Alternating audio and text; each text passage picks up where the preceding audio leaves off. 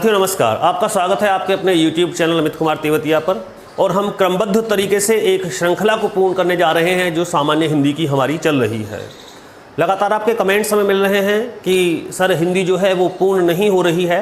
अब आप चिंता ना करें, हम लगातार आप तक वीडियो पहुंचा रहे हैं, आप हमारे साथ बने रहें।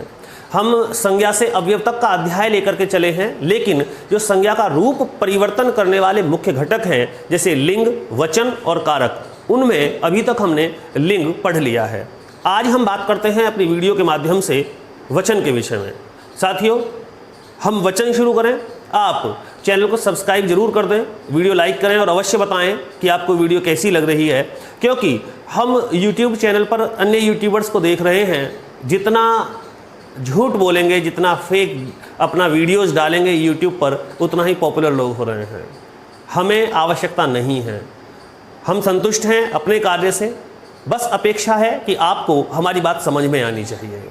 आप ज़रूर बताएं वीडियो कैसा है, आप इससे क्या समझ रहे हैं, और आप अपनी कॉपी पर इसके नोट्स बनाते रहें। सफलता के लिए ज़रूर आप हमारे चैनल को सब्सक्राइब करें, निश्चित रूप से आप प्रतियोगी परीक्षाओं में सफल होंगे। आइए आज हम जानेंगे वचन के विषय में, क्योंकि संज्ञा का रूप परिवर्तन लिंग, वचन और कारक के अनुरूप होता है, जिसमें लिंक का वीडियो पहले ही अपलोड कर दिया गया है जो आप तक पहुंचा है।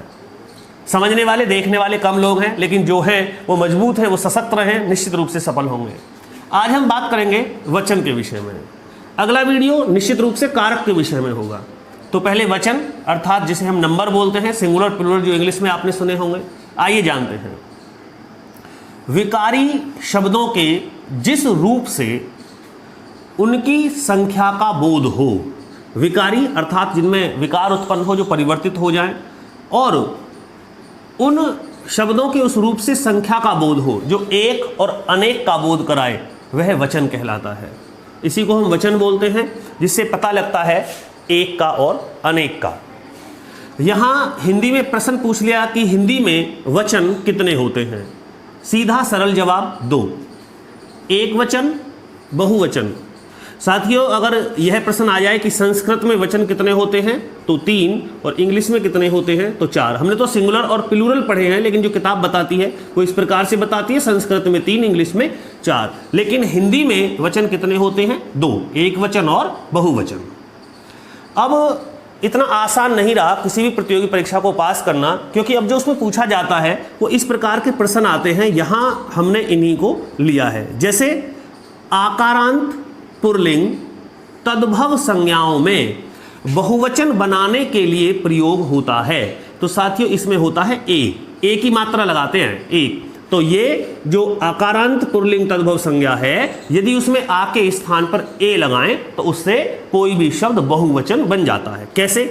देखें, जैसे घोड़ा, घोड़ा शब्द आकारांत है, क्योंकि जो इसकी क्लोजिंग है वो आ पे हुई है, जो अंतिम वर्ण आ है, आकारांत है, पुल्लिंग है और तद्भव है घोड़ा शब्द, क्योंकि अगर अस्व होता तो यह आपका तत्सम हो जाता।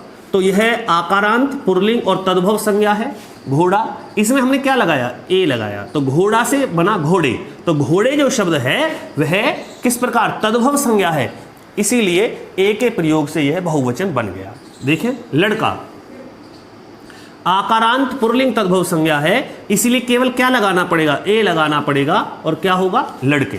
तो यह भी बहुवचन बन जाएगा। इसी प्रकार आप यहां देखें, अकारांत एवं आकारांत स्त्रीलिंग शब्दों में बहुवचन बनाने के लिए प्रयोग होता है। तो ए अर्थात ए और एक अंकी बिंदी है, ए बोलेंगे किस प्रकार से? जैसे आप यहां ए लगाना है, यहां मात्रा के साथ बिंदी लगेगी। पुस्तक, तो पुस्तक क अर्थात जो ये शब्द है ये अकारांत है, क्योंकि ए पे समाप्त हो रहा है। पुस्तक गिर गई अर्थात स्त्रीलिंग है।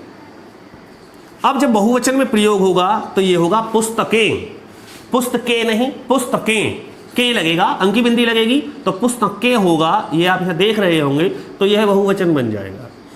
उसी प्रकार से देखें माता। अब माता जो शब्द है वो अकारांत नहीं है, वो आकारांत है, क्योंकि अंत में आ आया हुआ है। माता स्त्रीलिंग है, इसमें भी ए का प्रयोग होगा। जैसे माताएं, तो यहाँ ए लगाया और ऊपर अंकी बिंदी लगाई। तो इस प्रकार से अकारांत आकारांत स्त्रीलिंग शब्द में ए का प्रयोग होगा। आपको कोई भी यदि कहे तो आप एक कोई भी ऐसा शब्द चुन लें जो अकारांत हो और स्त्रीलिंग हो, तो स्वयं बना के देखें तो इसके बिना वो बहुवचन नहीं बनेगा। तीसरा महत्वपूर्ण बिंदु है इकारांत छोटी ई है और ईकारांत बड़ी ई है। स्त्रीलिंग शब्दों में हम या, ये आ अंकी बिंदी या लगाकर भी बहुवचन बनाते हैं। जैसे जाति का बनेगा जातियां, ये छोटी ई है इकारांत है, ये बड़ी ई है तो ईकारांत है। जैसे नदियां, तो इकारांत हो या ईकारांत हो, दोनों स्त्रीलिंग शब्दों में या लगाया जाता है, या के ऊपर अंकी बिंदी होती है और यही दोनों शब्द को बहुवचन बना देते हैं। ठीक है, आगे देखिएगा। कुछ ऐसे शब्द भी हैं जिनमें बहुवचन बनाने के लिए हम ओ का प्रयोग करते हैं। जैसे कथा। अब कथा शब्द पे अगर चर्चा करें तो कथा कैसा शब्द है? आकारांत है और स्त्रीलिंग है, लेकिन बहुवचन बनाने के लिए जो प्रयोग हुआ वो हुआ ओ का। कथाओं में विस्तृत वर्णन है तो कथाओं, यह बहुवचन हो गया। साधु ना अकारांत है ना आकारांत है ना इकारांत है ना ईकारांत है, साधु, लेकिन किससे बनेगा? ओ से बनेगा। साधुओं को भोजन कराओ तो साधुओं, तो यह भी बहुवचन बनेगा। तो बहुवचन बनाने के लिए ए का प्रयोग हुआ, ए का प्रयोग हुआ, या का प्रयोग हुआ, ओ का प्रयोग हुआ। कुछ ऐसे शब्दांश होते हैं यदि उनको किसी शब्द में जोड़ दिया जाए तो वह भी बहुवचन बनाते हैं, और यह सवाल उत्तर प्रदेश पुलिस की आरक्षी परीक्षा में हमने देखा भी है। जैसे कुछ शब्द जो बहुवचन बनाने का कार्य करते हैं, जैसे वृंद, तो वृंद बहुवचन बनाने का कार्य करता है, यह बहुवचन है। वृंद, जन, गण, वर्ग और लोग, यदि इन्हें कुछ शब्दों में जोड़ दें तो वह बहुवचन बन जाते हैं। उदाहरण देखिएगा, मुनि, और मुनि का बहुवचन होगा मुनि वृंद, तो अर्थात वृंद लगाने के बाद में यह बहुवचन बना। युवा, क्या लगाया? युवजन, तो ये जन लगाने के बाद बहुवचन बन गया। आप इनको नोट कर लें, लिख लें इनको कापियों में, बिल्कुल जैसे लिखा हुआ है। यह पूरा का पूरा वचन एक ही बार में आप समाप्त कर लेंगे, पूरा का पूरा लिखा हुआ है, इससे अधिक कुछ नहीं होता है। कृषक, तो यह होगा कृषक गण, तो यहां गण हमने जैसे ही लगा दिया तो यह बहुवचन होगा। छात्र, इसमें हमने लगाया छात्र वर्ग। नेता का बहुवचन बनाने के लिए हमने इसमें लगाया लोग, तो यह हुआ नेता लोग, तो यह भी बहुवचन बन गया। लेकिन इसका तात्पर्य यह नहीं है कि इन शब्दों के बिना यह आपके बहुवचन नहीं बन सकते, बिल्कुल बन सकते हैं। जैसे नेता का नेताओं, छात्रों, कृषकों, युवाओं, मुनियों, तो हम इनका बहुवचन अन्य प्रकार से बना सकते हैं। लेकिन इन शब्दांश को समझने के लिए यह अति आवश्यक है कि आप ये जान सकें कि यह किस प्रकार से बहुवचन बनाते हैं। अब हिंदी में कुछ ऐसे शब्द होते हैं जो सदैव बहुवचन के रूप में प्रयोग होते हैं, जिनका अर्थ सदैव बहुवचन के रूप में प्राप्त होता है। जैसे सदैव बहुवचन रहने वाले शब्द, जैसे प्राण। अगर हम ये कहें कि प्राण छूट गया तो यह वाक्य बिल्कुल गलत है। हमें बोलना पड़ेगा कि शरीर से प्राण निकल गए। कितने प्राण थे जो निकल गए? एक प्राण निकल गए, लेकिन शब्द का प्रयोग जो हो रहा है वाक्य में वो सदैव बहुवचन के रूप में होगा। प्राण निकल गए, जैसे एक से अधिक के विषय में हम बात कर रहे हो, लेकिन प्राण सदैव बहुवचन रहने वाला ही शब्द है। प्राण निकल गए। दर्शन किया नहीं, हमने दर्शन किए। आंख में आंसू आ गया, गलत होगा, आंख में आंसू आ गए। आंसू लिखा जाएगा लेकिन सदैव बहुवचन के रूप में वाक्य में प्रयोग होता है। उसके होश उड़ गए। मैंने बाल कटवाए। प्रधानाचार्य ने हस्ताक्षर किए। एक बार किया होगा हस्ताक्षर, लेकिन बोलेंगे हस्ताक्षर किए, क्योंकि ये शब्द सदैव वाक्य में बहुवचन की तरह ही अपना अर्थ देते हैं। यहां अब हमें समझना है कि कुछ ऐसे हमारे छात्र हैं, हमारे छात्र ये जानते हैं कि यह सदैव बहुवचन रहते हैं तो इनका बहुवचन नहीं बनेगा, ऐसा नहीं है। प्राण स्वयं में बहुवचन का अर्थ देने वाला शब्द है, परंतु यदि आवश्यकता होगी तो हम प्राण का प्राणों बहुवचन बना सकते हैं। जैसे वाक्य देखिएगा आप कि भारत देश की सीमा पर शहीदों ने अपने प्राणों को बलि वेदी पर न्यौछावर कर दिया। तो अब हमने प्राणों कहा, तो इसका मतलब प्राणों होता तो है, हम प्राणों का प्रयोग करते हैं कहीं कहीं अपने वाक्यों में, तो प्राणों शब्द गलत नहीं है। आप ये नहीं कह सकते जी प्राण ही होगा, प्राण स्वयं बहुवचन है, लेकिन प्राण का जब वाक्य में प्रयोग होगा तो इसका हम प्राणों भी कर सकते हैं। हम आपके दर्शनों के अभिलाषी थे, तो दर्शनों हो गया कि जी ये तो स्वयं बहुवचन है, बिल्कुल दर्शन बहुवचन है, लेकिन अगर वाक्य में प्रयोग की बात आएगी तो इसका दर्शनों भी हो जाएगा।